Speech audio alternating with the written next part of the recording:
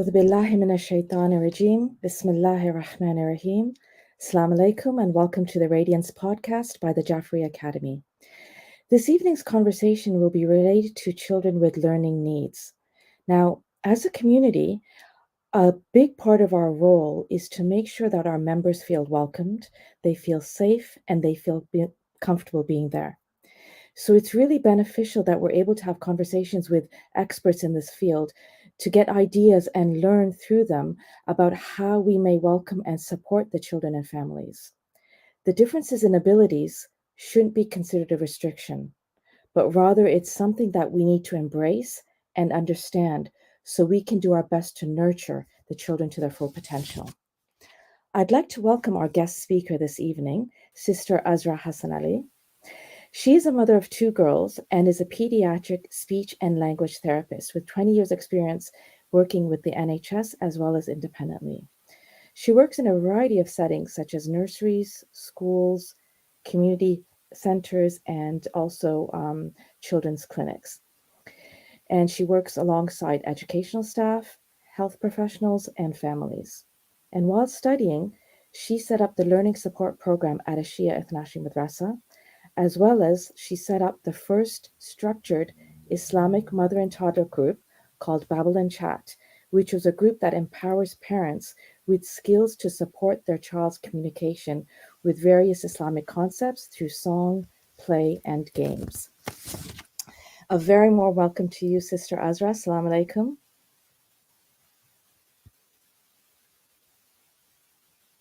And welcome to the podcast this evening. Inshallah, we will get you connected so you can join part in the conversation. Assalamu alaikum, Azra. Wa alaikum salam. How are you, Sister Shabniz? Alhamdulillah. Thank you for joining us this evening. I'm really excited for the discussion ahead because it's something that's so relevant to communities far and wide. And everybody has a part to play in it, more so than we actually realize initially. Now, let's start the conversation talking about the special educational needs. It's quite a large spectrum. And I'm wondering if you could give us some examples and identify some things along that spectrum, and as well as give us an idea of the prevalence of children with special educational needs along that spectrum. Mm-hmm. Sure. So you're absolutely right. It is a spectrum. There's speech and special educational needs is an umbrella, and speech and language needs comes under that umbrella. But alongside it, you have sensory needs, physical needs, hearing difficulties, social communication needs. And so you may have children who are deaf or have a hearing impairment, who have autism, who have dyspraxia, which is a difficulty with motor skills and coordination, children with specific learning difficulties, which means that they have difficulties with learning in particular areas rather than a generalized learning difficulty, which can also be called a global developmental delay, i.e. that they have needs in all areas of ability. You can then have specific learning needs difficulties includes things like dyslexia, for example. And with speech and language difficulties, you have difficulties with using your voice correctly in a way that's not harmful for you long term.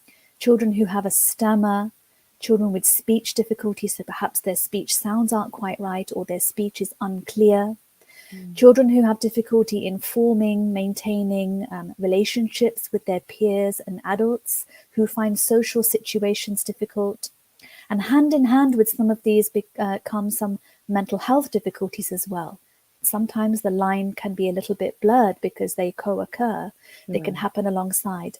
And therefore, it's really important that professionals that supporting children and families with special educational needs work as part of a holistic, multidisciplinary team, because sometimes these special educational needs happen in isolation, but very often a child can have a bit of a mix of different needs. And so it's the job of professionals to unpick that child's strengths and needs and make sure they're getting holistic support, and that the child and the family are having all of their needs met, rather than looking at things in boxes or in isolation, because they will always impact on each other. Mm-hmm. So, in your experience and knowing, with the families that you work through over the past 20 years, and also just what research shows, and um, what are we looking at in terms of percentage in population or the prevalence of children with along that spectrum? So with speech and language difficulties in particular, we're looking at 10% of children having speech and language and communication needs. So if you're thinking about a classroom setting, that's roughly 2 to 3 children in every class. And that may come as a surprise because as parents, we are really heavily involved in our children's education. We know lots of the children in there. But and we may not realize that, there's 2 to 3 children with a speech and language difficulty. Well, the thing with speech, language, and communication needs is often children are very good at masking their needs because they grow up with some of these difficulties and become really good at kind of hiding them, getting through them, circumlocuting those difficulties. And so on the surface, it appears that they're socially doing great. Academically, they may even be doing really well, but under the surface, there may be lots going on. So sometimes these children are under-identified, or it may even be that a parent or another professional raises a concern, but for staff, it's confusing because they actually appear like they're doing just fine.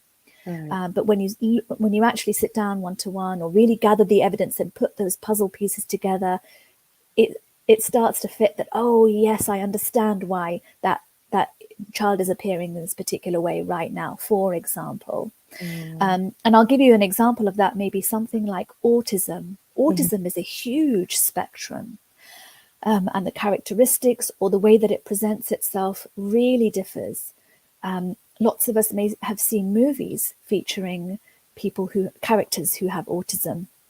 There's that real stereotype, isn't there, of a child or a young person or adult with autism being amazing at maths or having this amazing, brilliant area of skill. And yes, that may be the case, but it's a spectrum. It isn't always the case. But along that spectrum are children who can mask their difficulties with social interaction, with developing relationships. And under the surface, that child may actually be putting a lot of effort, a lot of energy into just surviving in a social setting. So it's really important to not just look at what's going on over the surface, but underneath as well. I think, if just going back to what you said about the number of children average per class could be 2 to 3 per class, and that is quite high. And I think it's just that kind of prevalence highlights the fact that even more so for us to understand our role, in fostering and developing and nurturing these children. But sometimes before we can help others, we have to look at ourselves. So I just wanted to ask you, the attitudes and perspectives that an individual may hold. For example, some stigmas that we may hold. How do you work with that, and how do you help educate individuals through their perceptions, which may not necessarily help in the whole grand scheme of things? So we have to sort of change our way and the way we're thinking before we can reach out to others. So how would you work with someone through that? Do you know, I always think the first thing we do when we're interacting with each other or supporting each other to better ourselves or improve characteristics is to acknowledge that wherever we're coming from is okay. It has a history. It may be the way that we were raised. It may be the messages that we've received in the past. It may just be the environment that we were exposed to. It may even be born out of negative experiences, which are true and real and have happened. But what's important is to just value where the person is coming from, even if their attitudes right now may not be particularly helpful. Just think for a moment that wherever they've come from may not be the same place that you have come from. You may be educated and aware of how helpful we need to try to be, but that person isn't. And that's okay. We all come from different areas of skill, experience, knowledge, understanding. So what's unhelpful is judgment. Yeah. Yes, for sure, our communities are steeped in stigma. Okay, it's an undeniable fact. It's unfortunate. That's the way it is, and we need to think forward. We need to be really forgiving, but we need to be really dedicated to moving away from that now. It's just really unhelpful to stay stuck in those stigmas and to allow them to pass through generations. Yeah. And often we don't even realize we're doing it. It can even be the way we look at other people, and our children pick up on that, right? It can even be the language that we use about other people, or the way that we talk about them, or the very fact that they're not always present. If we're not inviting them to our houses or to majalis, our children realize that these people are just not present, and therefore they're just not to be included or considered. So we've really got to start from a place of forgiveness from wherever place we're coming from. It's okay. But that real deep-rooted motivation to move forward, and then a little bit of introspection. You know, sometimes we think that we need to leap straight forward into action, but let's take a step back and think about just our thought processes. Before you've even met that person with a disability in the masjid, or even just in the street or in school, before all of that, what place of thinking are you coming from? What are your views about people with disabilities? There are some really unfortunate names and things that we've used in the past, in history, to refer to people with disabilities that swim around in our mind. It's really important to catch those thoughts and to try and get rid of those. But think about what to replace them with. We've all been created in the eyes of Allah equally, right?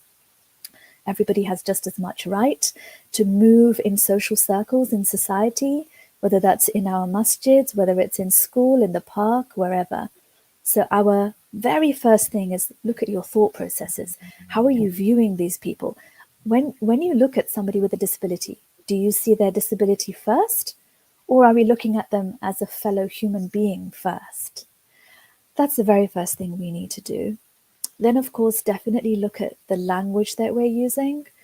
When we look at a person with a disability, are we describing their needs or their disabilities first, or looking at their strengths first? So, for example, there was very recently something circulating on social media about, you know, when you're taking your child to the park, for example, or a play center or a play date, and your child starts to stare at somebody in a wheelchair or somebody that visibly looks like they have some kind of a disability or difference.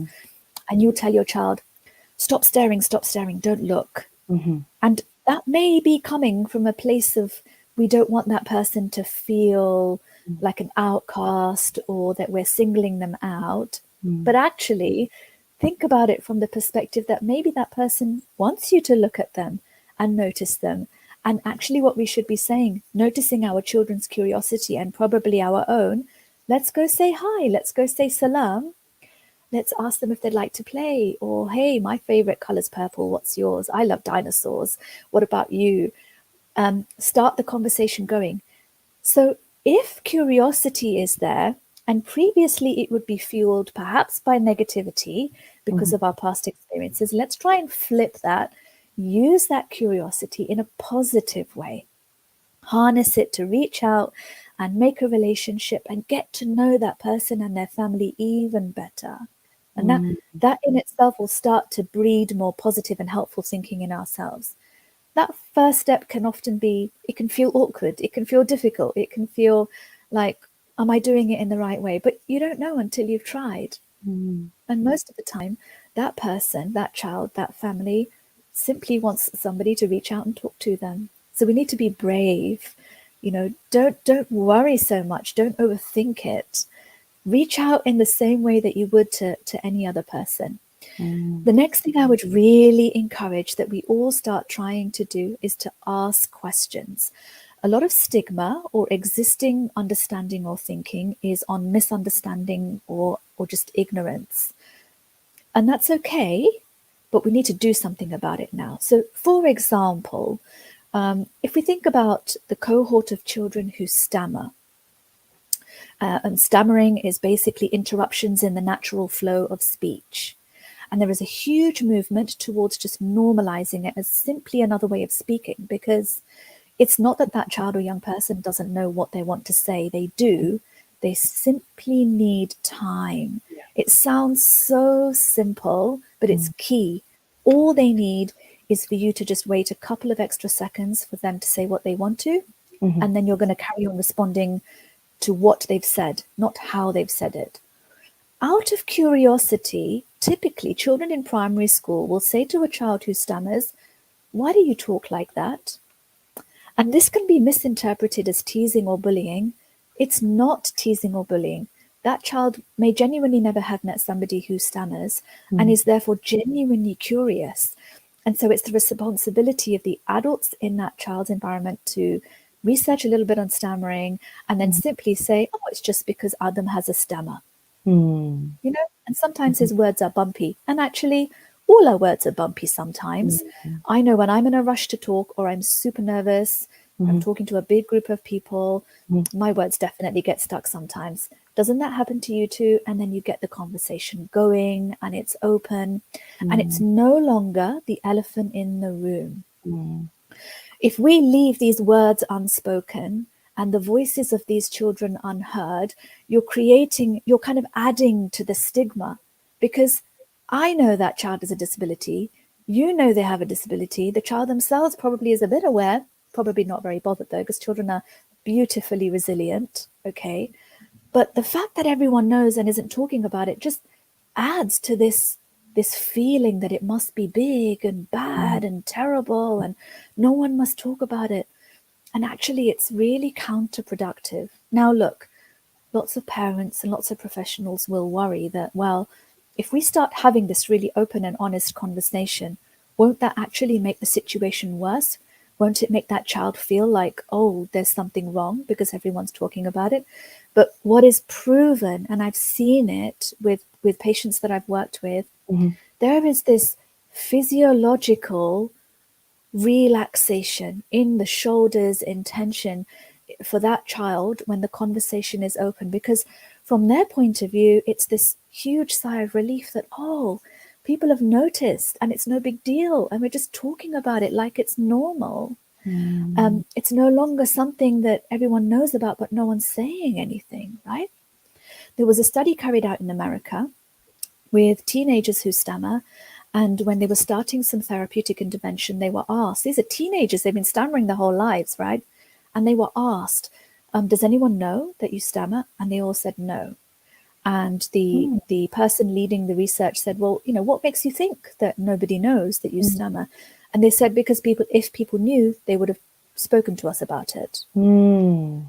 Which really opens our eyes to look, children are relying on us to get the conversation going. Absolutely. I mean, you cited some amazing strategies to help us understand how we can personally, deal with deal with this within ourselves and our own perspective.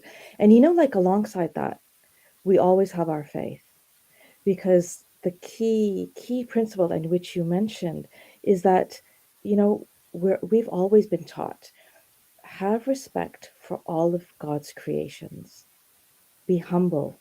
And in fact, there's an ayat in the Quran that's very beautiful and very befitting, in Surah 31, ayah 18. And it says, do not look down on anyone. Okay? Do not be snobbish, because God does not love the arrogant. And it's such beautiful teachings that we have within our own principles that sometimes we just have to stop and think and combine it with the lovely suggestions that you did as well. And you can see how everything fits into place. If you look at everyone with that respect that everybody deserves, you embrace who and what they are, isn't it? 100%. Look, who are we to remove that God-given awesomeness that every child and young person has been blessed with, right? But if we don't have voices heard or people feel included, we're removing that from them. And who are we to do that? Yeah. And even stigma, like I was just thinking about the study you cited with the teenagers who felt that they weren't even recognized as being someone with a stammer. Stigma can be such a barrier that the person doesn't even have a chance to come up to a situation to seek help or to be a part of it or to get support, because stigma's already closed the door. Like it's already shut the door. And it's something, you're absolutely right, it's something that we have to now look at, hit it hard on the nail, and really, really work through it to break it down. But do you find that in society, so the societal attitudes in general and the stigma that comes along with it, does it affect the confidence in families and parents? Like, for example, parents and families themselves, do they shy away from seeking learning opportunities for their children, or do they shy away and not seek out help and support because of the stigma that's associated with society? They themselves, it's affected their own confidence. It works both ways. And I think we've got ourselves into a situation where stigma is fueling perhaps a shyness. And then the shyness, because people are withdrawing their children or keeping them away, is fueling the stigma, because again, it's this hidden thing. We know that these children exist, but we don't see them. And so we're stuck in this vicious cycle. It just has to be broken, doesn't it? Yeah, absolutely. It's easier said than done. Look, as a parent of a child with disability, what must it feel like to bring your child out into the public arena and face the possibility of stares and sniggers and under the breath whispers, or even just slight physical distancing away, which we know is so frowned upon even in Islam. We have so many examples from Ahlul Bayt who about the importance of just being physically open to the people around you, no matter what situation they are in, right? But by the same token, we have really amazing examples of families in our community who have been so public and open, and from day one brought their children out into the open to madaris, to masjids, to programs and weddings and wherever we gather. And they've been brave and they've been confident and totally relaxed about it all. And their children now are oftentimes teenagers. I'm thinking about a few people in particular. There is an amazing young lady with Down syndrome, another amazing young boy with a global delay. We have a young man now who has a hearing impairment, all of whom have always been by their families brought to the masjid without any kind of feeling that they need to be hidden away. And so this is the innate confidence that families need to have, but they need to be met halfway, all right? Yeah. It's not easy for a family to turn the other cheek when they're being looked at funny, or when they know someone's whispering about them. These families have probably had to struggle, but for the sake of their child, they have taken on the chin whatever they've received and continued regardless, in the name of Allah, because that is what pleases Him, and He gives them the strength to do that. But we are His little representatives, right? We should be personifying His characteristics, welcoming these people into the community, so that when they're in their homes, getting ready to leave and feeling really nervous, we should have it that they don't even have a question in their mind. Maybe I'll be stared at. Maybe I'll be whispered about. Maybe people will move away from me. Maybe someone will tell me to take my daughter away because they're making too much noise. That thought shouldn't even be entering their mind. Families should be fully confident that when I walk into the masjid, people are going to hug me and say salam to my child, and it's just going to be normal and regular. So everyone has to meet each other in the middle, I think. There are some families who still don't feel that confidence, and we don't see or hear about their children, but we cannot blame them. It's a tough old world. It's a really hard society that we live in generally. We need to really work hard at supporting them, at building their confidence. Whether we like it or not, there are families that have had really negative experiences. Some families have talked about this openly, some haven't. We should feel really sorry for that. And we should really make a convicted decision to make sure those experiences are not repeated. We need to learn from our mistakes. Like I said before, wherever that came from, wherever that behavior was born from, it's done. We need to move forward now. We need to make it different for the next generation. In our madressa, we run every year something called Disability Awareness Day. Mm-hmm. The purpose of that is to keep raising generations of children that will break this vicious cycle that I was telling you about. Mm-hmm. We really, really want to nurture and raise a whole generation of children for whom the doors of the masjid are open for their peers that have disabilities and special educational needs. They don't even blink an eye. You know, when they plan and organize their programs and their lessons at madrasa, it's not an added extra. Oh, hang on, did we cater for the children with special educational needs? It shouldn't be an added extra. It should just be embedded in the planning of the program. So when we run our Disability Awareness Day, we mention a hadith. It's such a simple, basic hadith, but we really take it for granted to treat others the way you wish to be treated.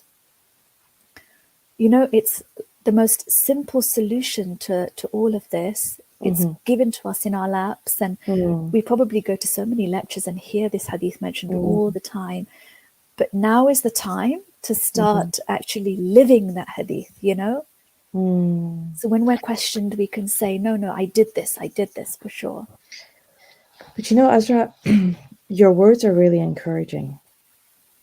And I just want you to speak again to some of the parents out there who may still be not as confident or not as secure or not as comfortable taking their child out into whichever situation is. Because we all know, I mean, research shows as a child grows up, the immediate environment, the nurturing that the child receives, it will reflect their own level of confidence, their own level of safety, and their own level of security. So if parents are not feeling that when they're faced with situations such as this, that may then reflect on the child's behavior. So can you just reach out one more time to some parents and give those words of encouragement? Because yes, there is two sides to everything. And as a community, we have to work on our part. What can you tell the parents? The first thing I would say to those parents, those families, those grandparents, uncles and aunts who see the difficulty, I will apologize. I will say sorry on behalf of the whole community that you feel that you're in a position where you don't have the safety and the confidence and the trust to come out and be open in the community. We take responsibility for that, for sure. And I really hope that we can be forgiven for shortcomings and stigma and perhaps not paying full heed to our faith and the guidance by Allah and Ahlul Bayt on how we should treat our fellow human beings, you know.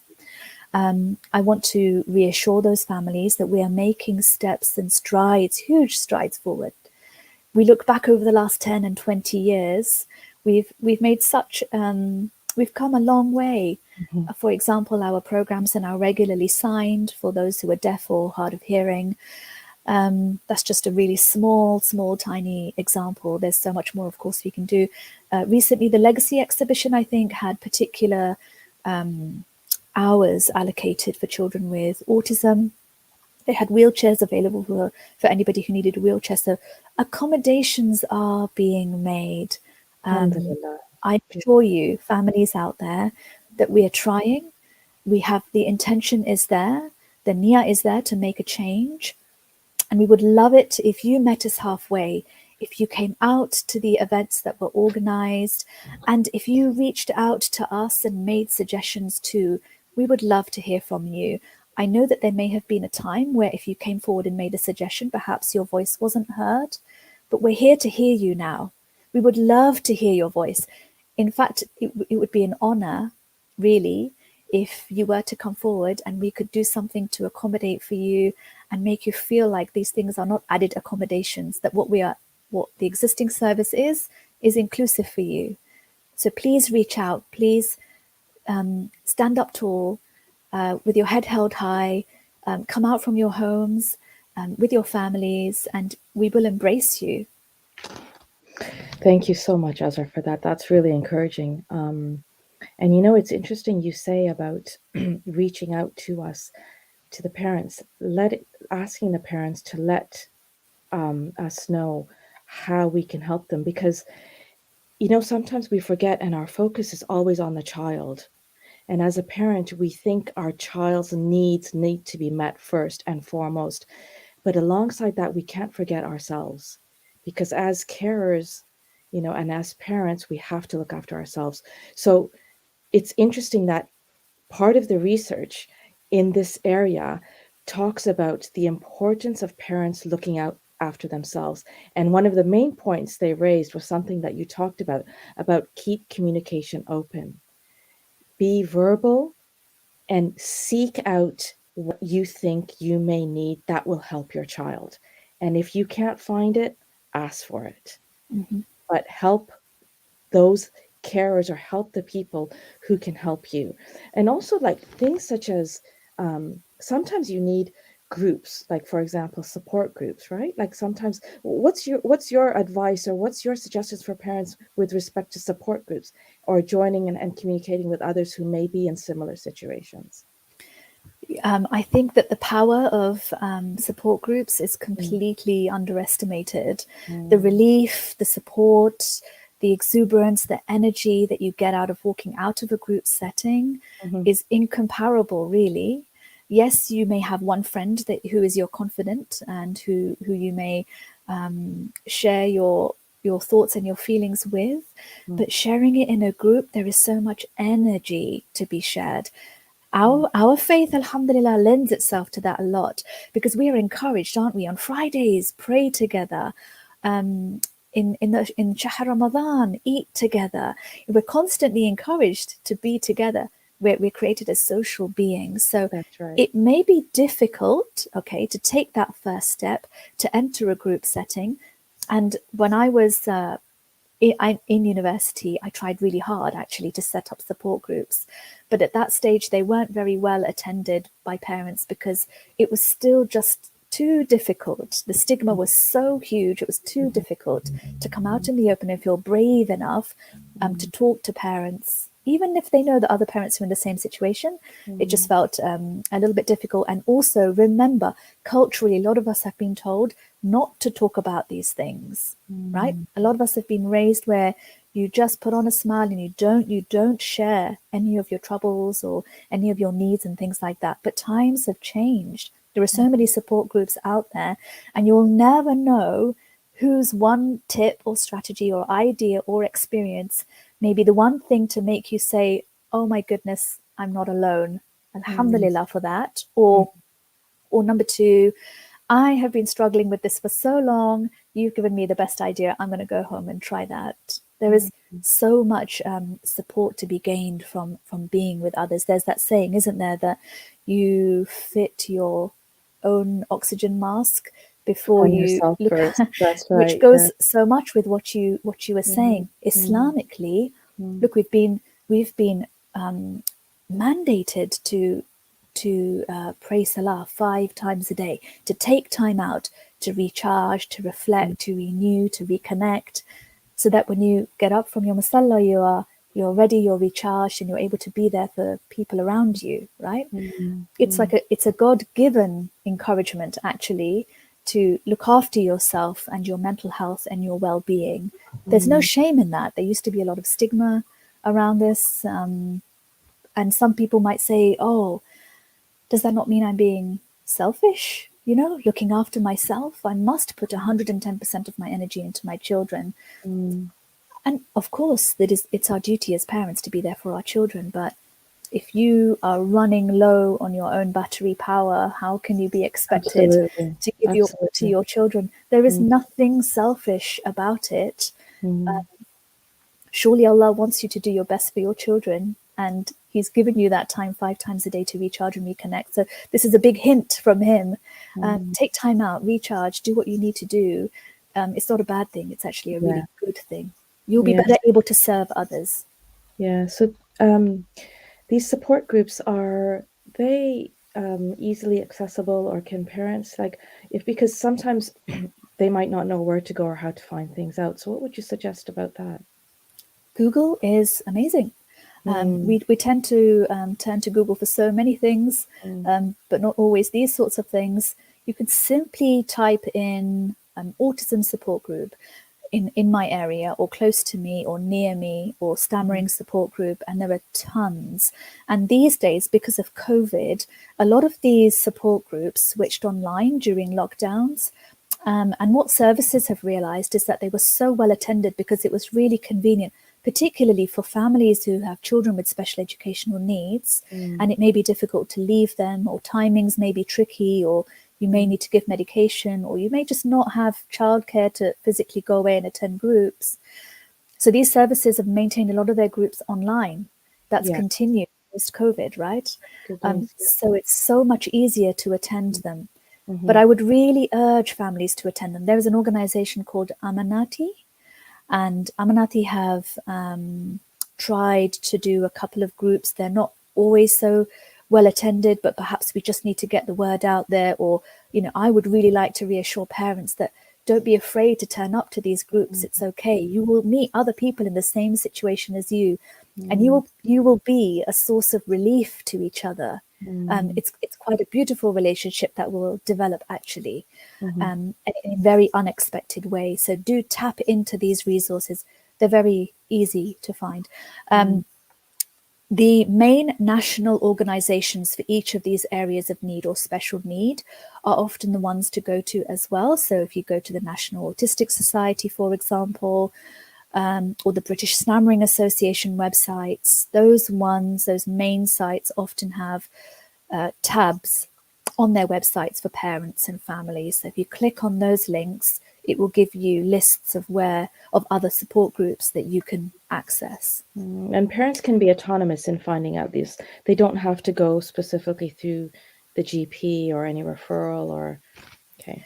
It is a common misconception that you need to go through a medical professional or somebody to get a referral to a service or to seek support. Most services actually operate an open referral service, which means anybody can refer, including parents.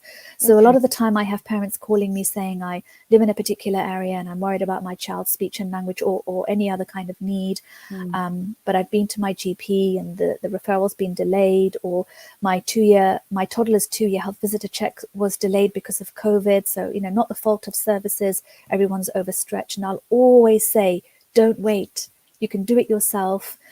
If as a parent, perhaps you don't understand the form very well, get a friend to help you. Or if you have a professional in your family or in your friend circle, in your neighborhood, reach out to them. They won't mind spending 5 or 10 minutes with you, filling out that form or making a quick phone call. Sometimes it's difficult taking that first step, isn't it? And we need someone just to support us, so we have the courage to take that step. That's okay. Get somebody to be with you that first time. That's okay. But do reach out. So, if we talk about the community now in general, so in the community, I mean, different people have different roles in running the community, and a lot of people may not necessarily be part of the immediate circle of child, parent, family in a situation that they need support, or their child may be on the spectrum. As a community, what can we do to help, whether establish something on a smaller scale or just do something whereby awareness is raised, or anything? There's many different facets that can be accessed via the community. So let's talk a little bit more about that, and then hopefully some of these strategies will be realized, and we can work on them, inshallah. Inshallah. Gosh, that would be a dream come true. And actually, I say dream come true, I would say it's coming true. We've come a long way, like I said before. There was a time where children with special educational needs would just be not coming to the mosque. Even adults in wheelchairs wouldn't be able to come to the mosque because not all mosques are wheelchair friendly. But I know that there are organizations working really hard to improve disability access to our centers. So that is a really important step. That, number one, if you are a member of your community and you are a policy maker, or you sit on a committee where you can really make things happen, you're in a position of power and influence. I'd say it's your responsibility, not just a request, okay? It's a God-given responsibility to make sure that every time you have a meeting or a conversation, that it is on your agenda to discuss what you're doing to meet the needs of children and adults with special educational needs. Every single agenda has to have an item on there where we're discussing what we're doing and that these suggestions are followed up. Because very often suggestions are made and they kind of fall by the wayside, and everyone's very happy and pat themselves on the back that, oh, the intention was there. Well, that's great. It's a good first step. But look, let's move forward now to make these things happen. We've had intentions as a community for very many years. It's now 2022, and there is literally no excuse for making these things actually come to fruition. We have builders and architects and medics and therapists and education professionals in our community, a whole wealth of resources. So if you sit on a committee, tap into your existing resources, ask them what ideas they have. There are lots of things that I do as a speech therapist in my work that I would love to translate into the Muslim community, but we would need that open avenue to the people that actually have a say, to the rule makers, to take these ideas on board. Things that are happening in wider society really need to start happening in our Muslim societies as well. So that's number one. Number two, if you are a person who doesn't have direct contact with someone, but perhaps you are in the same building or vicinity as somebody who has a special educational need, smile. It's something so simple, but it's sunnah. Just smile at that person. It could be that family or adult is so used to just blank stares or perhaps raised eyebrows that your one smile could be the thing that makes them come back to the mosque the next Friday. And what an amazing deed you've done, that just by smiling, you've opened the doors to that person to come back and feel welcome in their own center. Okay? So don't underestimate the value of your actions, even your facial expressions and your thought processes that will then come out into your behavior. Number three, what you can do also is to reach out to that person, give them a call. If you are the parent of a child and you know that there is another parent of a child, but that child has a special educational need, try and arrange a play date, or say to them, or maybe even say to them, hey, I'm going to this kids program at mosque next Tuesday. Should we go together? Because what if that parent is sitting at home and really wants to go, but they're thinking, I don't know who I'm going to sit with or what I'm going to do. And, you don't need to do anything other than just say, I'll meet you at the door of the masjid and we can walk in together. You will help that parent to stand an inch taller and feel confident and able and welcome to be present in that setting. Number four, if you are perhaps a volunteer in a center, I think sometimes we're so used to running our programs in a particular way that perhaps we can start to be a little bit more flexible and open. If there is a child who makes a little bit of noise, or an adult who needs space for a wheelchair, be accepting, be forgiving, and let these people feel welcome. As a parent, it can be soul destroying when you're made to feel like your child has done something wrong and it's disturbing the peace, when it's out of their control that they've made a noise or done a movement or something. Sometimes we make a big deal of these unusual behaviors. We really need to increase our understanding. If we are volunteers in the community and perhaps we come from a place of not understanding these needs, let's make an effort to educate ourselves. Do a little bit of Googling on different needs, or go up to that parent and ask them, hey, I noticed that your child was making some noise, or I noticed that your wheelchair is particularly wide because the wheels are larger than normal. Like, how come, what can I do next time to better my understanding or make you feel more welcome or make it easier for you? Speak to them and develop a relationship and ask them, what can we do as a community to make your experience a little bit better and a little bit easier? Also, when we're organizing our programs, not just for children, but even for adults, let's say it's a Quran competition for adults. Is there an adult who has a stammer or is deaf but loves to recite Quran? And perhaps they would like to participate too. Let's keep the doors open to them. Why should they not be participating also? We need to make it really clear that you are all welcome. And then when they come, that it's no big deal, that it's just normal, that they're a really valued part of the panel of contestants there in front of you there, who are just there to recite words of Allah in as much as everybody else is, because that is where their passion lies. They are not presenting, here I am as a person with disability and I'm going to recite Quran. They are simply there as a person there to recite Quran. And so that lends itself to the next point, that perhaps when we are looking at each other, at other families and children and adults with special educational needs, that we view them as our fellow brothers and sisters, not as you have a disability and you are a Muslim. It shouldn't be the disability that we always look at first. These are just our brothers and sisters who are here to share an experience and express their love for Allah and Ahlul Bayt in as much as we are. Exactly the same.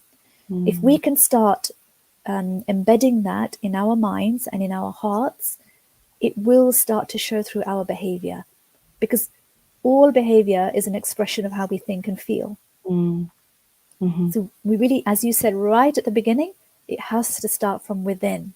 I think it's really important that as a community, we don't feel that we have no part or no role to play in the development and nurturing of these children, because often not, we think that success is school success. But in fact, we have to think life success that goes beyond academics. So we can't just actually just say that this is allocated in the school system and they're learning and they're developing and how they will grow up will be within those four doors of the school. The community members have a huge part to play in that development as well. And it's interesting because there was a study done over the course of 20 years, and it started with a group of children with learning disabilities in their childhood, and it followed them for 20 years through to adulthood. And it identified 6 specific things that were highlighted to be so beneficial in their nurturing as children, for them to then translate that into life success. And honestly, from those 6 things, there wasn't school identified in there.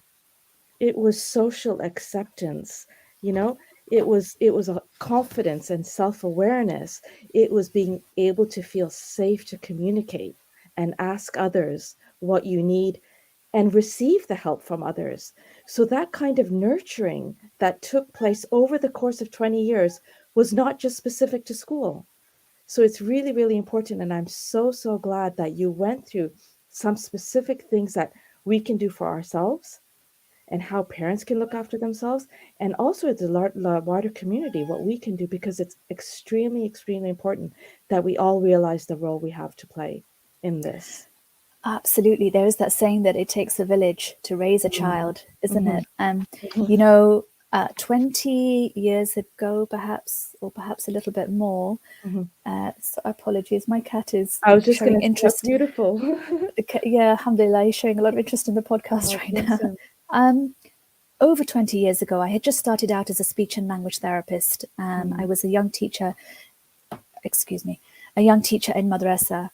And there is an amazing, inspiring parent. She's a parent of a beautiful young lady with Down syndrome, who the community all knows. I'm sure when I've said that, everybody knows her. She has such conviction and love for Allah and Ahlul Bayt. And that is 100% down to the dedication that her parents have put into making sure that she's a fully integrated member of society. She's had no difficulty at all. I'm sure she may have experienced difficulties, but she has had no qualms in making sure that she brings her daughter out and to all programs. She approached me, 22 years ago or so, and said, in education settings, in mainstream education settings, if my daughter has a statement, now known as an EHCP, I have the right as a parent to choose what school she goes to. So how come in Madressa we don't make the same accommodations, that we don't allow these children with special educational needs to also integrate into the Madressa classroom? And honestly, I didn't have an answer for her. What can you say? What possible reason could there be?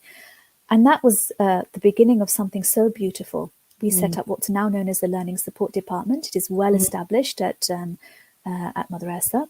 And the purpose of this, yes, as you said, academics are important, but the purpose of this is, number one, so that that young person with whatever special educational need, and there's a spectrum, as we said, feels like they are a part of this social, this beautiful social, this community that we have that gives us so much strength and motivation to do our best in life, right? We want them to benefit from that too, number one.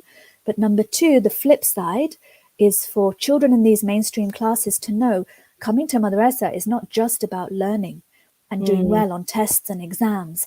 It's about our akhlaq. It's about how we treat each other, how we welcome each other, and how we make each other feel, right? And we need to start from this young age. And we need to make sure that it's so embedded that, yes, we're coming to madrasa to learn. Of course, it's really important. But it's also about how we're behaving and how we're treating each other so that we can bring out the best in each other. We all have different potentials, but like you said, we don't achieve our potential only through grades and how much knowledge we gain. It's the application. It's the motivation that we have. It's how content we're feeling in the inside. And I know that happiness comes from within, but we can support each other's well-being too.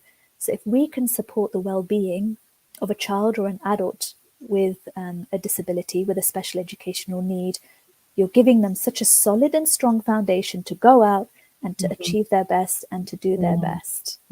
Absolutely. That's absolutely right. You know, also when we're with these kids and when we're with the families, we have to also remember that we don't focus on what we can perceive as weaknesses, because the sort of the disability doesn't define them, like you said. There is a whole person that they themselves are, and within that person they have so many beautiful talents and strengths and skills, and sometimes when we focus on that, it strengthens their appreciation of who they are as well, you know. So I think it's really, really important that they're not defined by what we consider to be a weakness or what we consider to be an inability to do something. It's really interesting you say that, because just recently research has come out saying that there's actually a huge number of adults with disabilities who don't mind and actually who prefer to be known by their disability because that is who they are. Yeah. But that's fine, and we need to recognize that. But what you said is so right, that for all of those people that want to be known for their disability because it is who they are, there are equal number of people who don't just want to be defined by that. So, for example, there is this constant conversation, isn't there, that, for example, if there is somebody who has Down syndrome, do they want to be known as Ali, who has Down syndrome, or something else? You know, and really, what we need to do is ask them, what do they want to be known as? How are they feeling? There is I'm a specialist for children and young people who stammer. And a lot of our work is around our thought processes that are attached to stammering, or the person's thought processes. Very often, a person who stammers will withdraw from talking because they've already made the negative assumption that somebody will think of them in a particular way. If I speak and I stammer, they will think I'm silly or dumb or stupid, or I can't talk, or there's something wrong with me, or they'll think less of me. So that there are these assumptions that, I mean, let's be real, we all do that. We're human. We're constantly writing our own stories, aren't we? When we meet people, they're going to think this of me, they're going to think that of me. It happens a lot. So our work with these young people goes into showing them, yes, you have a stammer, we're not denying that, but there are so many other amazing things that everybody values about you. And we get them to start conversations with people, and we get them to say, if you could look at yourself from an outside point of view and you could describe yourself to someone who's never met you before, how would you describe yourself? So you would say, okay, I am Sarah, and I am Sarah who loves to bake cakes, and I paint, and I like diving or cycling, and I have a stammer. So we're not saying don't describe the stammer as a part of you, but it's just Yeah. one part of you. There's so many other amazing things too. And that's exactly what we need to remember and keep in mind, is that there's just more to them than what we feel that has to be nurtured and supported. And they have a whole multidimensionals to them that should be, encouraged. And have you heard about the statement in that says a disability is not inability? Yes. Mm, Yeah, absolutely. It doesn't define you. Who's no. to say that that disability should hold you back? Mm-hmm. Anything is possible. We are a very clever, bright, and motivated race, right? Mm, The human race is constantly trying to change and mm, evolve, and nothing should hold us back. There are some really inspiring people who have taken whatever life has thrown at them, set themselves a goal, and gone for it anyway. And adaptations can be made. And so, yes, there is also this conversation around, is disability even a term that we should use? mm, Because mm. the connotation is sometimes an automatically negative one, that That's right. disability means you cannot do that. Well, maybe it's just the way I am. It's not that, a disability. I'm giving you that label that because you are deaf, therefore you cannot do such and such. Mm, The flip side of that, though, Sister Shabniz, is that the people themselves who have these disabilities and special educational needs say, no, it is a disability and I want it recognized as such, because whether we like it or not, there are certain things it holds me back from. mm-hmm. So again, that kind of circles us back to the point of having this open conversation. Every Absolutely. child, every adult, every family interprets their situation in a different way. And it's up to them how they interpret it, and it's valid. We are not here to judge. We have no right to. If for them it's proving tough, we have to accept it's proving tough and support Mm, them on their journey. If there mm, is another family who say, for me, it's not tough at all, I embrace it, and alhamdulillah, and I'm getting on with whatever I want to do, then good for you. And we're still going to support you to continue on that journey. What mm. we need to do is not make any assumptions. Ask the person themselves. And if they can't communicate themselves, then ask the person close to them. They will really, really value that you've opened that conversation. Mm. I want to thank you, Azra, for, it's just valuable information and suggestions and ideas that you've given this evening. And I think that we just want to let everyone know that, the parents, every child is beautiful. And to all of the parents, the children that you have are a gift to you. And you will look after them and you will care for them and you will nurture them. But we want to help you and we want to improve the way we help you. And I think, Sister Azra, that, some of your ideas this evening, inshallah, will resonate with a lot of us. We will take those on board and inshallah we will work on them. And whether it be just an internal, independent, individual sort of development, that's a start, because each individual will then contribute to the community as a whole. I wanted to thank you once again on behalf of the Jaffrey Academy for joining us this evening, Sister Azra. And in case any parents do have any questions, if you don't mind, if they do reach out to the Jaffrey Academy with any questions or with any thoughts or any things that concerns that they may have, if we may able to then direct them to you in case, they would like some further clarification on any of the points or suggestions that you made. It would be a pleasure and an honor, truly. Our children are just a gift to us, right? We're in a position, we're in a blessed position where we can actually do our best, inshallah, to nurture them and support them to thrive, no matter what position they are in. So if parents feel like they would like to reach out to me, truly, it would be an honor for me. I always love to do my bit, whatever small that might be. So any suggestions, any feedback, any ideas, any support anyone needs, please reach out to me or anybody else who you think may be able to help. Thank you, Sister Azra, once again. And inshallah, may God give you continuous tawfiq to do the great work that you're doing. And inshallah, may He inspire us to learn from experts such as yourself, so then we can be fair and we can be just nice and respectful to everyone as He's asked us to be, inshallah. So on that note, thank you once again for joining us this evening. And to all of the parents and families, we wish you a very nice evening. Assalamu alaikum wa rahmatullahi wa barakatuh.